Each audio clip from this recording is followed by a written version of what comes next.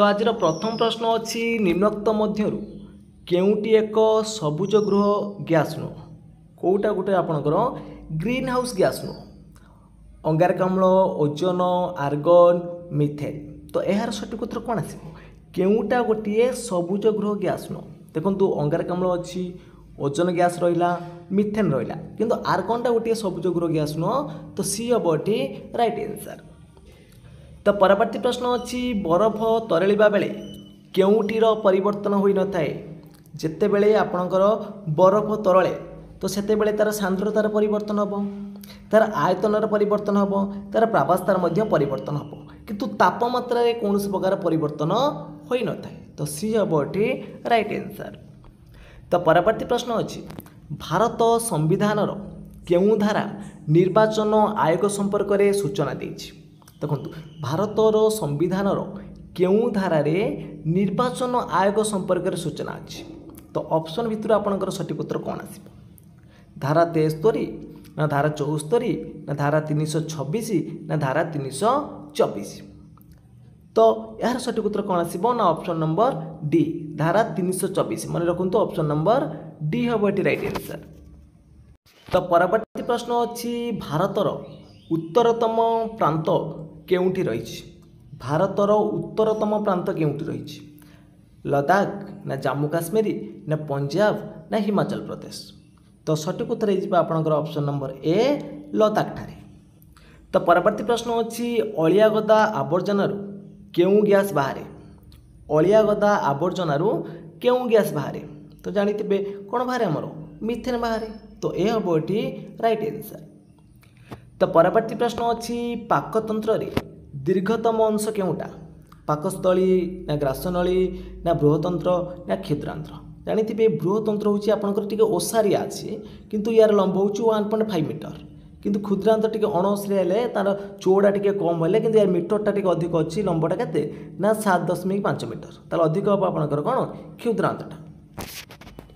तो परवर्ती प्रश्न अच्छी पारदर विषाक्त प्रभाव केउ रोग होता है पारदर विषाक्त प्रभाव क्यों रोग होता है पेलेग्रा ना मिनीमाता ना इताई ना रिकेट्स देखो रिकेट्सटा हूँ आपंकर गोटे भिटामिन जनित रोग भिटामिन डी अभाव रिकेट्स भिटामिन B3 हूँ आपंकर पेलेग्रा रोग आउ पारद अभाव कौन हुए ना आपन को कौन होता है ना ऑप्शन नंबर बी मिनीमाता होता है तो बी हम ये राइट आंसर। तो परवर्ती प्रश्न अच्छी केउटी भूताणु जनित रोग नुहे ऑप्शन ले दीजिए आपंकर स्वाइन फ्लू जखमा मिलीमेला चिकेनगुनिया देखो स्वाइन फ्लू हो मिलीमेला हो चिकेनगुनिया हो यही सब हूँ आपंकर कौन भूताणु जनित रोग किंतु जखमाटा हूँ आपंकर कौन गोटे जीवाणु जनित रोग ताहले ऑप्शन नंबर बी हम ये राइट आंसर। तो परवर्ती प्रश्न देखा परवर्ती प्रश्न देछि केउटी विटामिन डी अभाव जनित रोग तो ये क्वेश्चन आम डिस्कसन करिसेंती तो विटामिन डी अभाव छोट पिला मानकु रिकेट्स होता है बड़ पिला मानकु ऑस्टियोमैलेसिया तो ये ऑस्टियो मैलेरिया देखिए भूल हम मैलेसिया हम तो टी मिस्टेक अच्छी तो ये हम ये राइट आंसर। तो परवर्ती प्रश्न अच्छी केउ उक्ति ठीक केउ उक्ति ठीक बोली पचार लोकसभा सांसद माने सीधा सड़क लोक द्वारा निर्वाचित हुंती ये आपंकर ठीक लगुच तो ठीक अच्छी ता परवर्ती ऑप्शन देखी नवा ना राष्ट्रपति लोकसभार सांसद द्वारा निर्वाचित होता केवल सांसद नुह तो आपण मन भूल अच्छी विधानसभार सभ्य माने सही प्रदेशर भोटर द्वारा निर्वाचित होती तापर देखिए लोकसभार बाचस्पति लोकसभार सांसद द्वारा निर्वाचित होती ताले ऑप्शन नंबर ए ही आपंकर ठीक अच्छी ऑप्शन नंबर ए भी आपंकर ठीक अच्छी ऑप्शन नंबर सी भी आपंकर ठीक अच्छे तो विधानसभार सभ्य माने सही प्रदेशर भोटर द्वारा भी निर्वाचित होती बाचस्पति सांसद जो लोकसभार बाचस्पति तो सांसद द्वारा भी निर्वाचित होता किंतु यहाँ क्यों उक्ति ठीक नुह बोली प्रश्न टी आपंकर भूल अच्छी ताले बी हम जब पचार तीन तो ऑप्शन आप ठीक अच्छे ना ताले बीटा हम ये राइट आंसर। तो परवर्ती प्रश्न अच्छी केउ उपग्रह 1975 एप्रिल 19 तारिख में महाकाश को पठा जाइथिला केउ उपग्रहटा 1975 मसीहा एप्रिल मास 19 तारिख में महाकाश को पठा जाइथिला तो सठिक उत्तर आसिबो ऑप्शन नंबर ए आर्यभट्ट। तो परवर्ती प्रश्न अच्छी संसदीय गणतंत्र रे सांसद माने विभिन्न कार्यपाई କାହା ନିକଟରେ ଉତ୍ତରଦାୟୀ ରହନ୍ତି? ତ ସଂସଦୀୟ ଗଣତନ୍ତ୍ରରେ ସାଂସଦ ମାନେ ତାଙ୍କର ବିଭିନ୍ନ କାର୍ଯ୍ୟ ପାଇଁ ସେ କ'ଣ ନା ଦେଶର ଜନସାଧାରଣଙ୍କ ନିକଟରେ ଉତ୍ତରଦାୟୀ ରହନ୍ତି। ତ ଡି ହେବ ଏଠି ରାଇଟ୍ ଆନ୍ସର୍। ତ ପରବର୍ତ୍ତୀ ପ୍ରଶ୍ନ ଅଛି ବ୍ରିଟିଶ ପାର୍ଲିଆମେଣ୍ଟ ଦ୍ୱାରା ପ୍ରଣୀତ କେଉଁ ଶାସନ ଖସଡ଼ାଟି 1919 ମସିହାରେ ଭାରତ ଶାସନ ଆଇନ ରୂପେ ଘୋଷଣା ହେଲା? ତ 1919 ଦେଖନ୍ତୁ ମଲେ ମେଣ୍ଟୋ ଆଇନ ସଂସ୍କରଣଟା ହେଇଥିଲା ଆପଣଙ୍କର କେବେ ନା 1909ରେ। ମନେ ରଖିବେ ମଲେ ମେଣ୍ଟୋ ଆଇନ ସଂସ୍କରଣ ହେଇଥିଲା 1909ରେ। ଆଉ ମଣ୍ଟେଗୋ ଚେମ୍ସଫୋର୍ଡ ଆଇନ ସଂସ୍କରଣ ହେଇଥିଲା କେତେ 1919ରେ ହେଇଥିଲା। ତ 1919 କଥା ପଚାରିଛି, ତାହେଲେ ଅପସନ୍ ନମ୍ବର ବି ହେବ ରାଇଟ୍ ଆନ୍ସର୍। ତ ପରବର୍ତ୍ତୀ ପ୍ରଶ୍ନ ଦେଇଛି କେଉଁଟି ପ୍ରାଥମିକ ଚିକିତ୍ସାର ଲକ୍ଷ୍ୟ ନୁହେଁ? ପ୍ରାଥମିକ ଚିକିତ୍ସାର କେଉଁଟା ଲକ୍ଷଣ ନୁହେଁ? ଆମର ଆହତକୁ କଷ୍ଟ ଲାଘବ କରିବ, ଅବସ୍ଥାର ଉନ୍ନତି ଆସିବ, ଅସ୍ଥାୟୀ ଚିକିତ୍ସା ହେବ। ଏଇଟା ସ୍ଥାୟୀ ଉପଶମ ନୁହଁ। ତ ଡି ହେବ ଏଠି ରାଇଟ୍ ଆନ୍ସର୍। ତ ପରବର୍ତ୍ତୀ ପ୍ରଶ୍ନ ଅଛି ନିମ୍ନୋକ୍ତ କେଉଁଟି ଭାରତର ଉଚ୍ଚତମ ନଦୀବନ୍ଧ? ଭାରତର ଉଚ୍ଚତମ ନଦୀବନ୍ଧ ଅପସନ୍ରେ ଦେଇଛି ଭାକ୍ରା ଦେଇଛି, କୋୟନା ଦେଇଛି, ପୋଙ୍ଗ ଦେଇଛି, ତେହେରି ଦେଇଛି। ତ ସଠିକ୍ ଉତ୍ତର କ'ଣ ଆସିବ ନା ଭାରତର ଉଚ୍ଚତମ ନଦୀବନ୍ଧ ହେଉଛି ଆପଣଙ୍କର ତେହେରି ନଦୀବନ୍ଧ, ଯେଉଁଟାକି ଭାଗୀରଥୀ ନଦୀର ଅଛି। କେଉଁଠି ନା ଭାଗୀରଥୀ ନଦୀ ଉପରେ ଅଛି। ତ ଅପସନ୍ ନମ୍ବର ଡି ହେବ ଏଠି ରାଇଟ୍ ଆନ୍ସର୍। ତ ପରବର୍ତ୍ତୀ ପ୍ରଶ୍ନ ଅଛି ନିମ୍ନଲିଖିତ କେଉଁ ନଦୀ ଶଯ୍ୟାରେ ବରେହି ପାଣି ଜଳପ୍ରପାତ ଅବସ୍ଥିତ? ଯେଉଁ ବରେହି ପାଣି ନଦୀ ଯେଉଁ ଜଳପ୍ରପାତଟି ରହିଲା এটা କେଉଁ ନଦୀ ଶଯ୍ୟାରେ ଅବସ୍ଥିତ? ନାଗାବଳୀ, କୋଲାବ, ବୈତରଣୀ ନା ବୁଢ଼ାବଳଙ୍ଗ? ତ ବରେହି ପାଣିଟା ହେଉଛି ଆପଣଙ୍କର କେଉଁଠି ଅଛି ନା ବୁଢ଼ାବଳଙ୍ଗ ନଦୀ ଶଯ୍ୟାରେ ଅବସ୍ଥିତ। ତ ଡି ହେବ ଏଠି ରାଇଟ୍ ଆନ୍ସର୍। ତ ପରବର୍ତ୍ତୀ ପ୍ରଶ୍ନ ଅଛି କେଉଁ ଉପକୂଳରେ ଶୀତ ଋତୁରେ ବୃଷ୍ଟିପାତ ହୋଇଥାଏ? ଶୀତ ଋତୁରେ ବୃଷ୍ଟିପାତ ହୋଇଥାଏ କେଉଁ ଉପକୂଳରେ? କରମଣ୍ଡଳ, ଓଡ଼ିଶା, କୋଙ୍କଣ ନା ମାଲବାର? ତ ସଠିକ୍ ଉତ୍ତର କ'ଣ ଆସିବ ନା ସଠିକ୍ ଉତ୍ତର ହେଇଯିବ ଅପସନ୍ ନମ୍ବର ଏ, ମନେ ରଖନ୍ତୁ କରମଣ୍ଡଳ। ତ ଯେଉଁଟାକି ଆପଣଙ୍କର ଦେଖିବେ ତାମିଲନାଡ଼ୁ ଉପକୂଳବର୍ତ୍ତୀ ଶଯ୍ୟାରେ କରମଣ୍ଡଳଟା। ତ ଏ ହେବ ଏଠି ରାଇଟ୍ ଆନ୍ସର୍। ତ ପରବର୍ତ୍ତୀ ପ୍ରଶ୍ନ ଦେଇଛି ଭାରତରେ ସର୍ବାଧିକ ଉତ୍ପାଦନକାରୀ ରାଜ୍ୟ ସହ କୃଷିଜାତ ଦ୍ରବ୍ୟର ସଂଯୋଗ ଦୃଷ୍ଟିରୁ କେଉଁ ଯୋଡ଼ିଟି ଠିକ୍ ନୁହେଁ? କେଉଁ ଯୋଡ଼ିଟି ଠିକ୍ ନୁହେଁ? ଦେଖନ୍ତୁ ଆଖୁ ଆପଣଙ୍କର ରହିଲା ଉତ୍ତରପ୍ରଦେଶରେ ବେଶୀ ହୁଏ, ଜାଣିଥିବେ ଚିନାବାଦାମଟା ହେଉଛି ଆନ୍ଧ୍ରପ୍ରଦେଶର, ଆଉ ଚାହାଟା ହେଉଛି ଆପଣଙ୍କର ଆସାମଟା। ତ କପା ଆପଣଙ୍କ ପଶ୍ଚିମବଙ୍ଗ, ଏଇ ଯୋଡ଼ିଟା ଆପଣଙ୍କର ଠିକ୍ ନାହିଁ। ତ ଏ ହେବ ଏଠି ରାଇଟ୍ ଆନ୍ସର୍।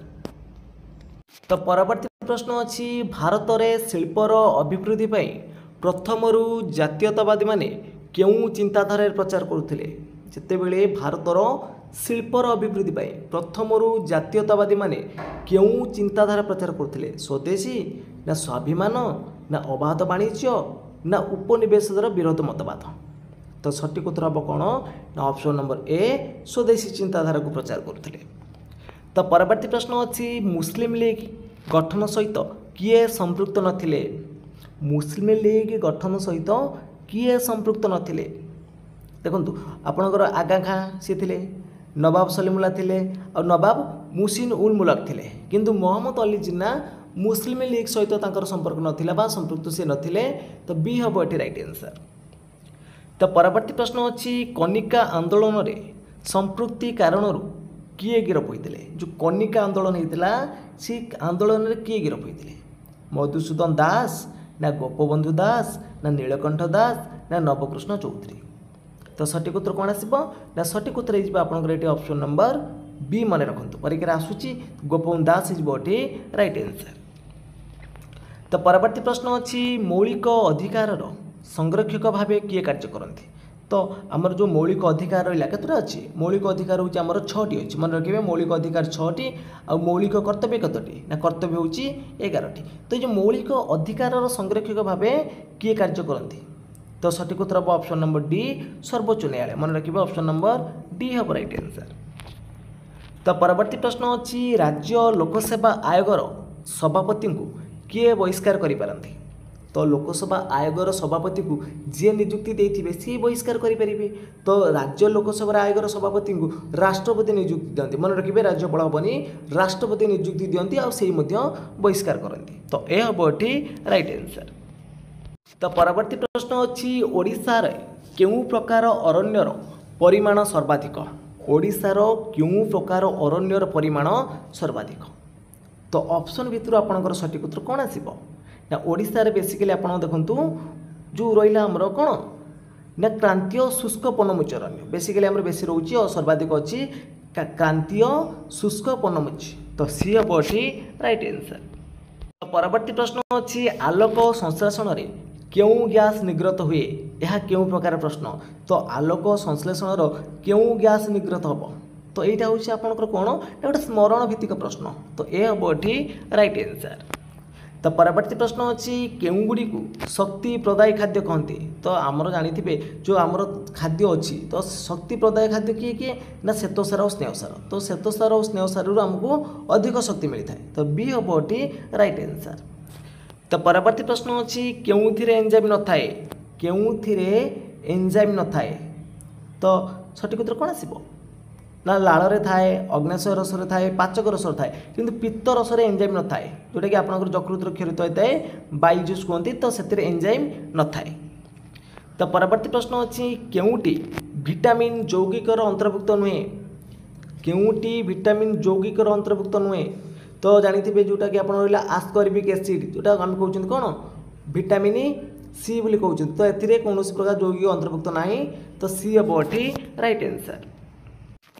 तो परवर्ती प्रश्न अच्छी 1919 रे सरकार कहीं हंटर कमिटी गठन करते तो 1919 रे आपंकर कौन पाई हंटर कमिटी गठन कराइला तो ऑप्शन भितर आपंकर सठिक उत्तर कौन हम बाछि देखो 1919 रे जानी जो आपंकर जालियानबाग हत्याकांड होता कौटी ना पंजाब अमृतसर ठारे 1919 एप्रिल मास 13 तारिख में तो सही कमिटर हत्याकांडर तदंत करने आमर हंटर कमिटी गठन कराइला तो सी हम ये राइट आंसर।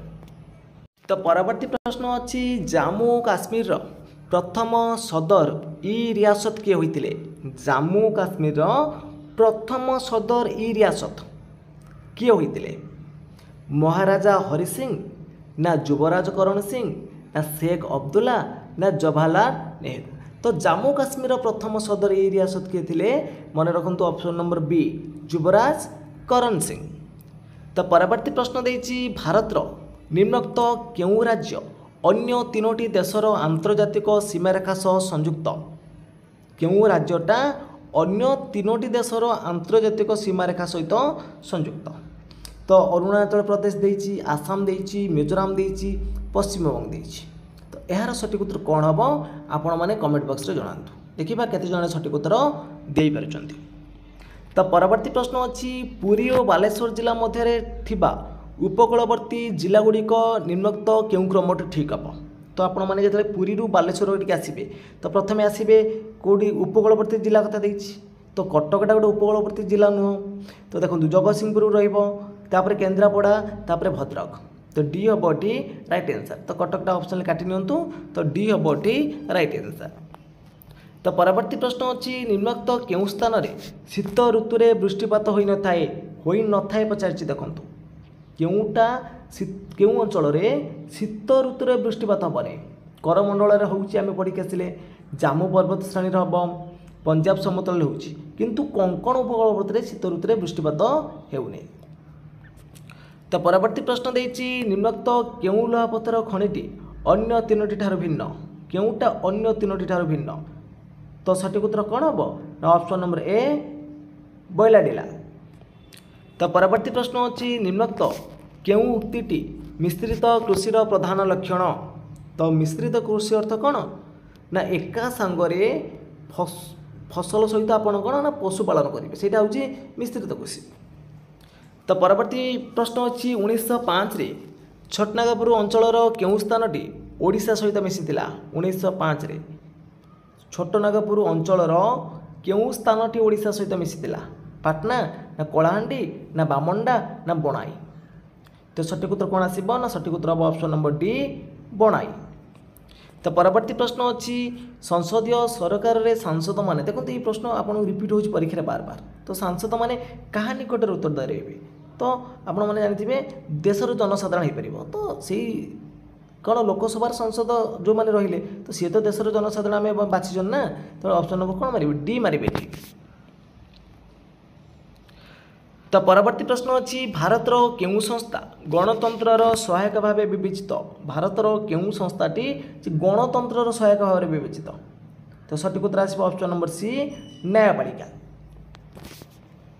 परवर्ती प्रश्न अच्छी केउंटी रे आमिनो अम्ल मुख्य उपादान अटे तो आमिनो अम्लटा केउथिरे मुख्य उपादान अटे तो जानिथिबे पुष्टिसार संश्लेषण ले तो आमिनो अम्लटा होची मुख्य उपादान तो ए हबो एटी राइट आंसर। तो परवर्ती प्रश्न देइछि केउटी आम खाद्य नळीर दीर्घतम अंश तो ये क्वेश्चन को आम डिस्कसन करिसेंती कोन क्षुद्रांत। परवर्ती प्रश्न अछि केउटी खूब मात्रा रे वायु प्रदूषण करे अधिक परिमाण रे वायु प्रदूषण करिवो कोउटा धुआटा तो ऑप्शन नंबर कोन हबो एटी ए हबो एटी राइट आंसर।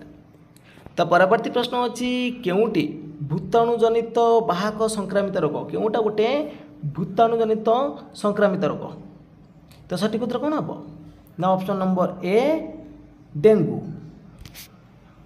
तो परवर्ती प्रश्न अछि केउ नदी द्वय द्वारा पंजाब और हरियाणार समतल भूमि गठित देखो केउ नदी द्वय द्वारा पंजाब और हरियाणार समतल भूमि गठित तो सठिक उत्तर कौन आसो ये देखो आप ऑप्शन नंबर दुईटा भी अच्छी देखो राबी बेस पंजाब हरियाणा रोचे बेस सतलेज रोचे तो दुईटा ऑप्शन भर जोटा भी चूज करेंगे आपंकर दुईटा ठीक हो।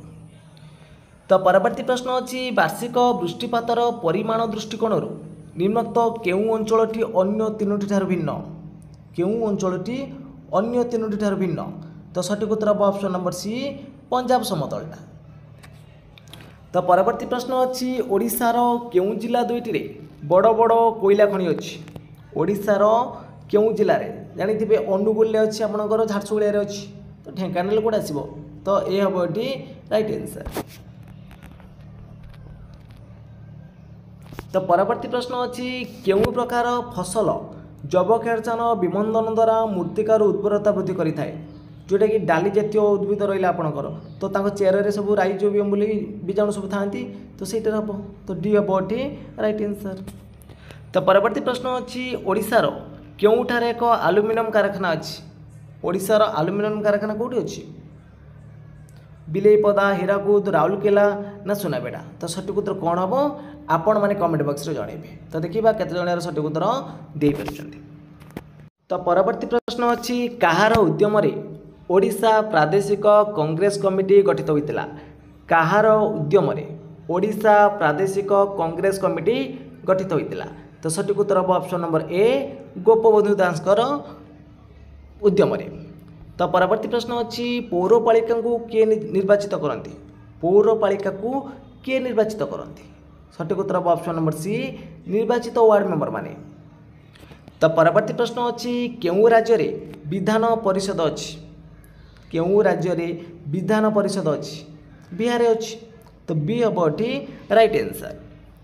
तो परवर्ती प्रश्न अच्छी उच्च न्यायालय मुख्य विचारपति को किए नियुक्ति प्रदान करती जो उच्च न्यायालय जो मुख्य विचारपति रहिले ताकू किए नियुक्ति प्रदान करती राष्ट्रपति करिथांती तो ए हम ये राइट आंसर।